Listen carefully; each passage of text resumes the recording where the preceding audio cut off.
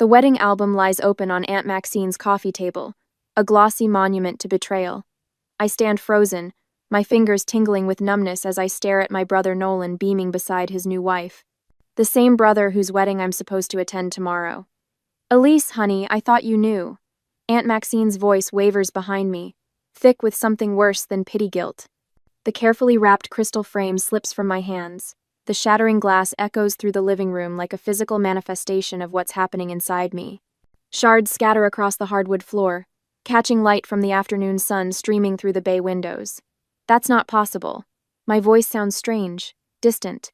I have the invitation right here. I fumble with my purse, extracting the thick cream envelope with my name in elegant calligraphy. Look, June 15th, tomorrow. Aunt Maxine takes the invitation with trembling hands, her reading glasses perched on the end of her nose. "Oh, Elise." Her voice breaks. "The wedding was last weekend. They sent you the wrong date. On purpose." The room tilts slightly. I'd taken a day off from my executive marketing position to prepare. Spent weeks searching for the perfect gift, the right dress, practicing what I'd say to family members who barely acknowledge my existence. How can they be so cruel? "Your mother." Aunt Maxine hesitates, then squares her shoulders. "They decided it would be easier if you weren't there." The memory of receiving that envelope floods back standing at my mailbox, sunlight catching the gold embossing as I ran my fingers over my name, the flutter of hope in my chest. Maybe this invitation meant healing. Maybe they finally wanted me there. I remember the family dinner 2 months ago when Nolan announced the engagement, the way his eyes swept the room, connecting with everyone except me. Still, I'd smiled, offered congratulations, pretended not to notice. That weekend I'd driven to 3 different stores hunting for the perfect dress, something elegant but not showy, something that said I belonged among them. The saleswoman had commented on my glowing smile as I stood before the mirror, heart light with hope. I kneel now, carefully gathering shards of broken crystal. When Aunt Maxine moves to help, I shake my head. "Let me." My hands tremble, but my voice has found its steadiness. They've always treated me like I was invisible. Now they've made it official. For once, I don't search for explanations to soften what they've done. Don't create excuses for their cruelty. Something shifts inside me, a tectonic plate finally breaking free after years of pressure. I stand taller, meeting Aunt Maxine's tearful gaze. "I fought with your mother about this," Aunt Maxine says, wringing her hands. "I told her it was wrong, cruel even, but she overruled me, said you'd just bring up uncomfortable topics, ask embarrassing questions." I almost laugh. Uncomfortable topics like the thousands of dollars I've quietly funneled to keep the family lake cottage from foreclosure through my holding company. Embarrassing questions like why my brother's business failures are always forgiven while my successes are dismissed. I've spent years trying to earn my place in this family. I wrap the broken pieces in the gift paper, the festive pattern now seeming like another mockery. I thought if I achieved enough, helped enough, they'd finally see me. Aunt Maxine reaches for my hand, her papery skin cool against mine. "Some people can't see what's right in front of them, Elise. Not won't, can't." The quiet realization settles over me. No achievement would ever be enough. No sacrifice would make them truly see me. I've been trying to earn what should have been freely given, and in doing so, I've allowed them to determine my worth. I look at the album again, at all those smiling faces celebrating without me. My absence was so complete they didn't even need to edit me out. They'd made their choice long before this wedding. Perhaps it was time I made mine. And I will. I will show my family who I am. I will not be invisible anymore. The next day, the steering wheel feels slick under my palms as I pull into my parents' circular driveway. Their Tudor-style home stands proud against the afternoon sky, its manicured hedges and gleaming windows betraying nothing of the betrayal within. I kill the engine but remain seated, watching through the bay window as they lounge in the living room, surrounded by wedding photos. My mother's laugh floats through the partially open window, the same delicate, tinkling sound I'd spent decades trying to earn.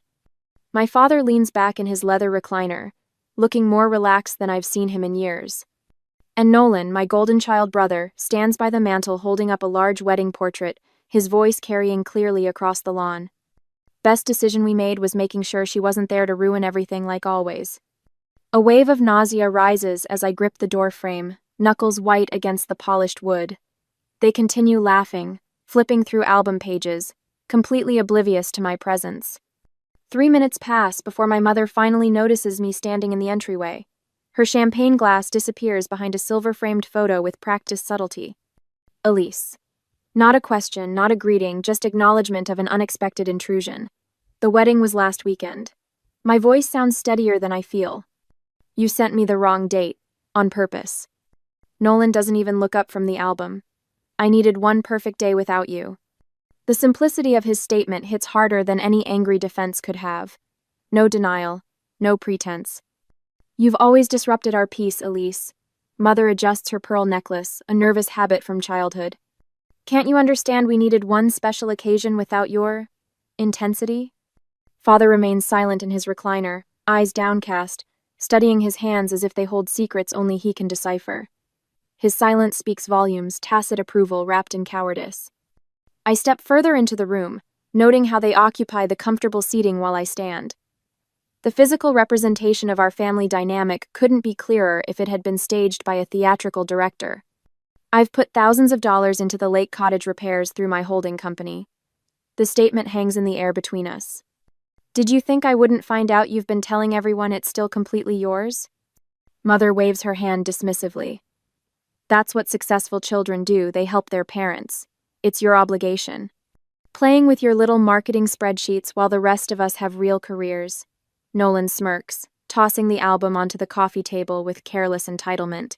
Dad built something tangible. I create architectural visions. What do you make besides money? Their words crystallize a truth I've spent years avoiding. To them, I am not a daughter or sister, but a resource, an ATM with inconvenient emotions they'd rather not acknowledge. I catch my reflection in the ornate mirror above the fireplace. The woman staring back seems diminished somehow, shoulders slightly curved inward, head tilted in a perpetual posture of apology. How long has this stranger been living in my skin? This woman trained to make herself smaller at every family gathering, to speak softer at every holiday dinner. Let me explain something you seem to have forgotten. I open my purse, retrieving a slim folder I'd grabbed from my home office on the drive over. I have documentation of every dollar spent on that cottage, every repair made, every tax bill paid. Mother's eyes narrow, the first flicker of uncertainty crossing her face. And most importantly, I have my name on the deed, not as co-owner, as sole owner. I place the document on the coffee table. You signed over your half to my company 3 years ago when Nolan needed capital for his failing restaurant venture. Father finally looks up, confusion battling with dawning comprehension. You're welcome to contest it, I continue, my voice gaining strength with each word. But the paperwork is quite thorough. Jenna made sure of that. Jenna? My Jenna Morales? Mother's voice rises an octave. Our family attorney? My attorney now, I correct her. For the past 5 years. 15 minutes later, walking back to my car, hands trembling but steps steady, I wonder if I should immediately cut all financial ties or gradually withdraw support to give them time to adjust. The swift justice of immediate action tempts me, but would that make me as callous as they had been? What would you do when you discover the people who should love you have only been using you all along? I start the engine, the quiet purr somehow steadying my racing heart. For the first time since receiving that beautiful, lying invitation, I feel something close to peace. Perhaps the most important wedding wasn't Nolan's after all, but my own marrying the woman I am to the woman I've always been capable of becoming. That same day, my phone buzzed for the 5th time in an hour. Another cousin I haven't spoken to since last Thanksgiving, suddenly concerned about my mental health. Mother's been busy. Elise, honey, we're worried about you. Uncle Robert's voice crackles through the speaker. Your mother says you've been making some wild accusations. I press my fingertips against my temple. Did she mention that they sent me a fake wedding invitation with the wrong date? The pause tells me everything. Well, there must be some misunderstanding. No misunderstanding, Uncle Robert. They didn't want me there, so they made sure I wouldn't be. After hanging up, I open my laptop to find Nolan has posted wedding photos online. Surrounded by everyone who matters, reads the caption beneath an image of our beaming parents flanking the happy couple. The absence I'd never noticed in family photos before now screams at me. The final blow arrives in today's mail. A formal letter on Dad's business stationery demanding the return of the lake cottage to its rightful owners. As if I'd stolen rather than saved it. Night after night, I lie awake, Photographs spread across my bedspread. The smiling faces look back at me, mocking my naivety. Had I imagined the happy moments? Created false memories of connection where there was only tolerance? The weight of loneliness presses against my chest, heavier now without the pretense of family bonds. During a weak moment at 3 a.m, I reach for my phone, thumb hovering over mother's number. Maybe I am overreacting. Maybe one apology could restore the peace. But whose peace? Certainly not mine. Instead, I open my laptop and begin documenting. Every check written for Nolan's business failures. Every transfer covering the cottage property taxes. Every loan that was never repaid. The spreadsheet grows, each entry a brick in the wall I'm finally building between us. Tuesday afternoon, a knock on my office door breaks my concentration. Aunt Maxine stands there holding 2 paper bags from my favorite deli. "Thought you might be skipping lunch," she says, placing a sandwich on my desk. She rests her hand on my shoulder, her turquoise rings catching the light. "I'm proud of you for standing up. It's about time someone in this family had courage." The simple touch nearly undoes me. My assistant's voice comes through the intercom before I can respond. "Miss Hartman, your parents are in the lobby. They don't have an appointment." Aunt Maxine squeezes my shoulder. "Would you like me to stay?" I straighten my spine. "Number, I need to handle this myself." When they enter, Mother immediately produces tears, mascara perfectly intact despite them. "How could you abandon your family? We've always been there for you." Father stands rigid beside her. "The cottage has been in our family for generations. You have no right." They remain standing while I stay seated behind my desk, no longer jumping to attention when they enter a room. "That cottage hasn't been in our family for years." I say, voice steadier than I expected. "You sold your half to my company when you needed money for Nolan's failed business venture." Mother's tears evaporate. "We did no such thing." I remove a document from my desk drawer. "Your signature is right here, Mother. April 2018, when Nolan's restaurant went under." Father steps forward. "We assumed once things turned around." "You assumed I would give it back without mentioning the legal transfer? Or you assumed I would continue bankrolling the family while being excluded from it?" The words flow easier now. "I'm not your bank. I'm not your family's safety net. I'm done." For the first time in my life, my mother looks at me with something other than disappointment. Fear. I made myself clear. The intercom buzzes. "Miss Hartman, Jenna Morales is here for your 2 o'clock. Perfect timing. Jenna strides in, briefcase in hand, her authoritative presence filling the room. "Mr. and Mrs. Hartman, I believe our meeting was concluded." She gestures toward the door with practiced professionalism. "This is family business." Mother hisses. "Which is why Miss Morales, my attorney, is handling it." I reply. "All further communication will go through her office." The contrast is striking. Jenna's respectful Miss Hartman against my mother's dismissive glare. As Jenna escorts them out, Father looks back once, confusion replacing his usual certainty. When they're gone, Jenna returns with documents. "Ready to make this official?" With each paper I sign, my voice grows stronger, my signature more confident. The legal notice giving them 30 days to vacate the cottage feels like signing a Declaration of Independence. "Your mother's signature on this sale document is ironclad," Jenna says, sorting the paperwork into her briefcase. "They don't have a legal leg to stand on." As I sign the final document, my phone lights up with Nolan's name, the first time he's called in years. I watch it ring, no longer jumping at his summons. Some calls don't deserve to be answered. Next day, the documents spread across Thomas Bedford's polished mahogany desk like battle plans. I sign each one with deliberate strokes, my signature growing more confident with each page. Joint accounts closed. Co-signed loans transferred. Investment portfolios separated. Thomas checks items off his list, his voice carrying the measured cadence of a man who's witnessed family fortunes crumble before. Perfect timing, too. According to their schedule, your parents should be halfway through their country club luncheon right about now. I glance at my watch, 12:37. Mother will be ordering her second gin and tonic, Father nodding politely at whatever retired executive has cornered him. The predictability of their routine has become my strategic advantage. "What about the restraining order?" I ask, sliding the last form across the desk. Thomas adjusts his wire-rimmed glasses. "Judge Harriman will review it this afternoon. The documentation is thorough. Workplace harassment has clear precedent. I think of my parents' unannounced visits, the scenes in the lobby, the whispers among colleagues. My fingers curl into a fist beneath the desk. I've seen families destroy people, Elise. Thomas closes his leather portfolio with a decisive snap. You're making the right choice. The certainty in his voice steadies something inside me that's been trembling for days. When my phone vibrates, I expect Aunt Maxine's name.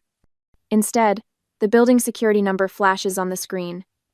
Miss Hartman? There's a situation in the lobby. Your brother is demanding to see you. Thomas notices my expression and points to the speakerphone button. I press it. Is he creating a disturbance? I ask, my voice surprisingly calm. Yes, ma'am. Security protocol requires documentation of the incident. He's quite insistent about financial matters. Thomas scribbles a note and slides it toward me. This strengthens the restraining order case. I'm not coming down, I tell the security officer. Please follow standard protocols for unauthorized visitors. 15 minutes later, my phone rings again. An unfamiliar number.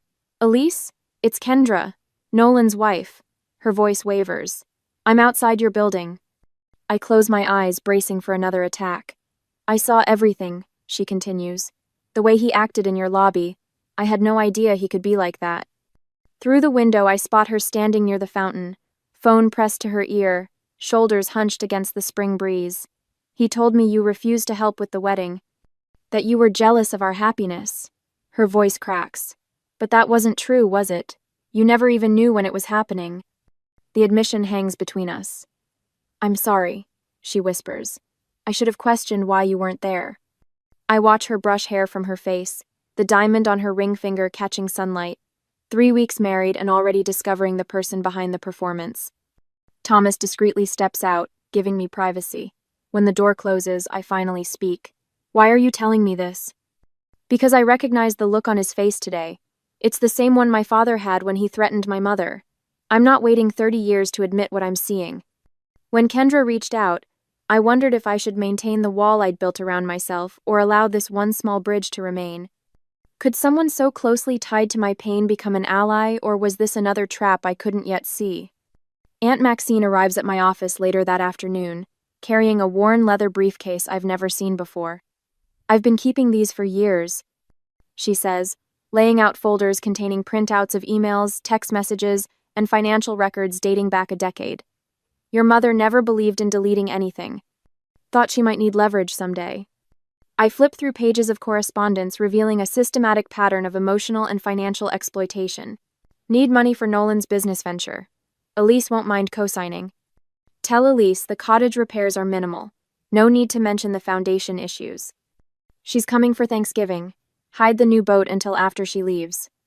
Each message lands like a physical blow.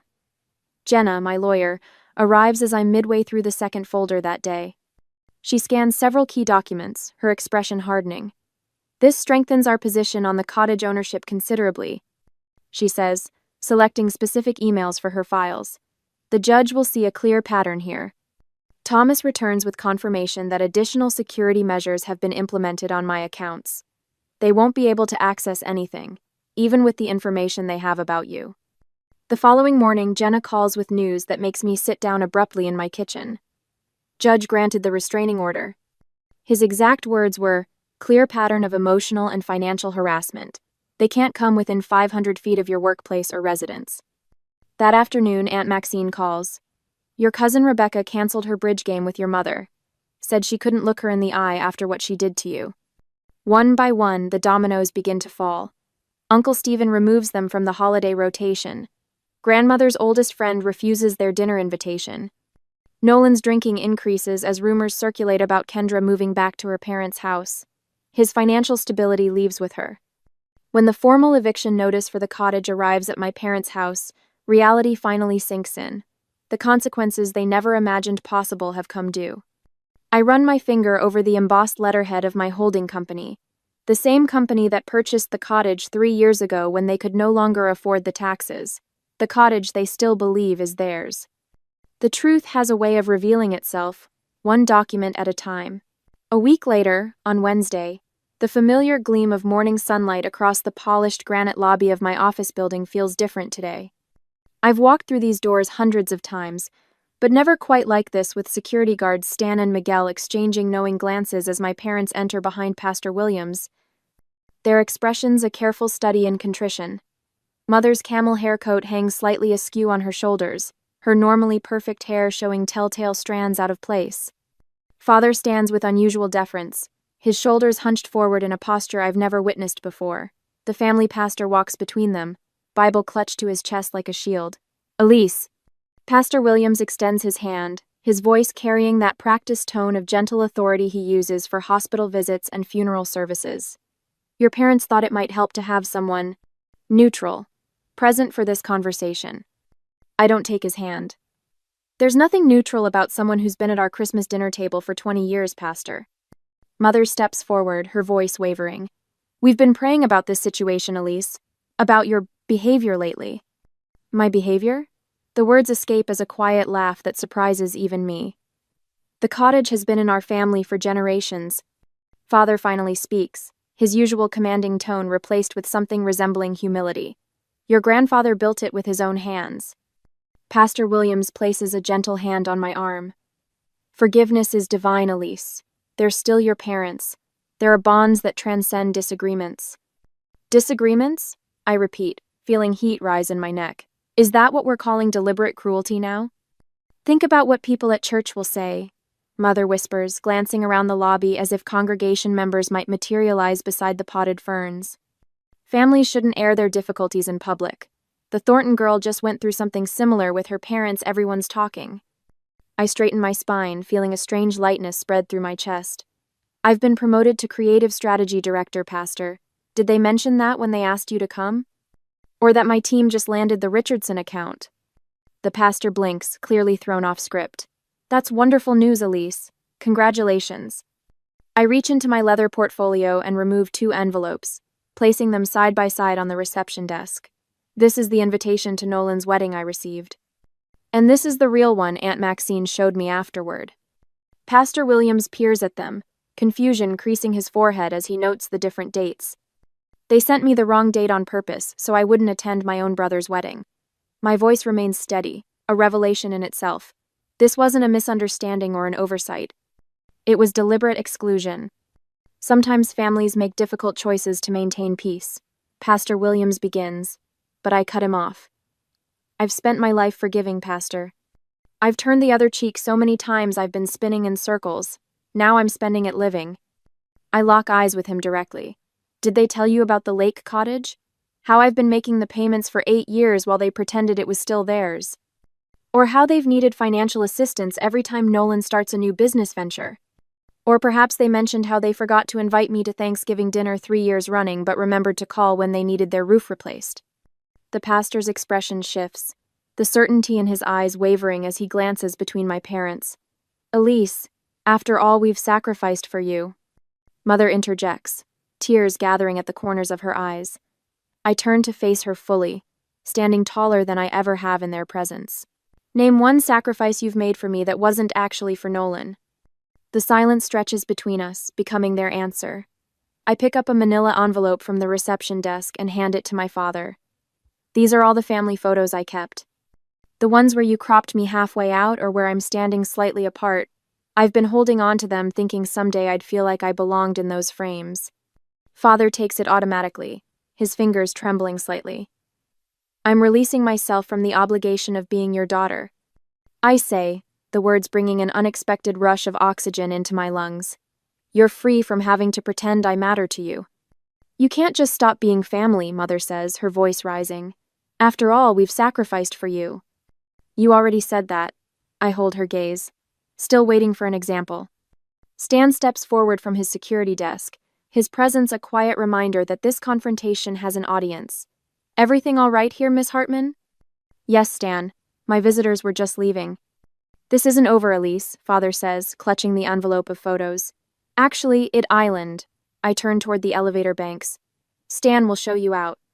I don't look back as the elevator doors close behind me, cutting off the sound of my mother's protests. The sensation of lightness continues spreading through my chest, replacing the familiar weight I've carried for decades. 2 weeks later, the news reaches me through Aunt Maxine Nolan has lost his job. his marriage already showing cracks under financial pressure. I feel nothing but a distant pity, like observing strangers through a rain-streaked window. The first letter arrives at my office the following Tuesday. The envelope bears my father's distinctive handwriting, precise capitals with flourished edges. I place it on my desk beside my coffee, studying it as steam rises between us. My finger traces the edge of the seal, not yet breaking it. Inside might be more manipulation, more guilt, more demands disguised as family obligation, or perhaps something else entirely. I haven't decided whether to open it yet, and that choice, I realize, is the most valuable thing I've gained. A year later, the morning sun streams through the floor to ceiling windows of my lake house office, casting golden patterns across the hardwood floor. My photographs line the walls, landscapes I captured during weekend trips when I stopped waiting for invitations that never came. No family portraits here, just moments that belong solely to me. My phone rings, and for the first time in years, my shoulders don't tense at the sound. Elise Hartman, I answer, tucking the phone between my ear and shoulder as I arrange presentation notes. It's a potential client interested in my boutique marketing approach. As I explain my philosophy about authentic brand storytelling, I notice the wall calendar behind my desk. Where family obligations once dominated birthdays, I celebrated alone. Holidays where I arrived bearing gifts and left bearing wounds, now personal milestones stretch across the months. Half marathon in August. Photography workshop in September. A week in Montana just because I've always wanted to see big sky country. When the call ends, I lean back in my chair and breathe. The cottage that once symbolized my family's hold over me has become my sanctuary. The mail arrives with its usual shuffle through the brass slot. Among the business correspondence sits a thick cream envelope, my name written in flowing calligraphy. My heart stutters momentarily before steadying. Another wedding invitation, my cousin Rachel this time. I run my finger along the embossed edge, remembering how a similar envelope once carried such bitter disappointment. The date looks correct. The RSVP card includes a handwritten note. It wouldn't be the same without you, Elise. Please come. For a moment, I consider what's expected, what the old Elise would have done. Drop everything. Find the perfect gift. Prepare answers to intrusive questions about my single status and childless life. Instead, I check my calendar. The wedding falls during my photography retreat in Maine. I select a response card from my desk drawer and write a genuine note explaining my absence and wishing them joy. I'll send a thoughtfully selected gift, not to earn approval, but because giving brings me pleasure when it's freely chosen. That evening, Aunt Maxine arrives first for our dinner, bringing her famous apple crumble. Thomas appears with a bottle of wine he's been saving for a special occasion. Jenna rushes in last, apologizing for court running late, her laugh filling my kitchen. 1 year, Thomas says, raising his glass once we're seated around my dining table. 1 year of boundaries that would make a fortress envious. To finding family and friendship, Aunt Maxine adds, her eyes crinkling at the corners, and strength in starting over. We clink glasses as laughter bubbles up from somewhere deep inside me, rusty but genuine. Later, after they've gone, I sit at my desk and open my father's latest letter. Unlike his early correspondence filled with guilt and demands, this one acknowledges harm without seeking absolution. I failed you, he writes simply. You deserved better. I place the letter in a wooden box with the others, not displayed proudly, nor destroyed in anger. Just acknowledged as part of a story I no longer need to rewrite. Beside me sits a brochure for a mentoring program helping young women navigate early career challenges. My travel itinerary for Portugal, a solo journey I've dreamed about since college, rests beneath it. Both represent futures built on my terms. As I close the box of letters, I wonder if healing means reconciliation or simply peace with the past. Is family defined by blood, or by those who treat your heart with care? Some bridges burn for a reason, while others can be rebuilt stronger than before. What would you choose? The comfort of what's familiar or the promise of what could be?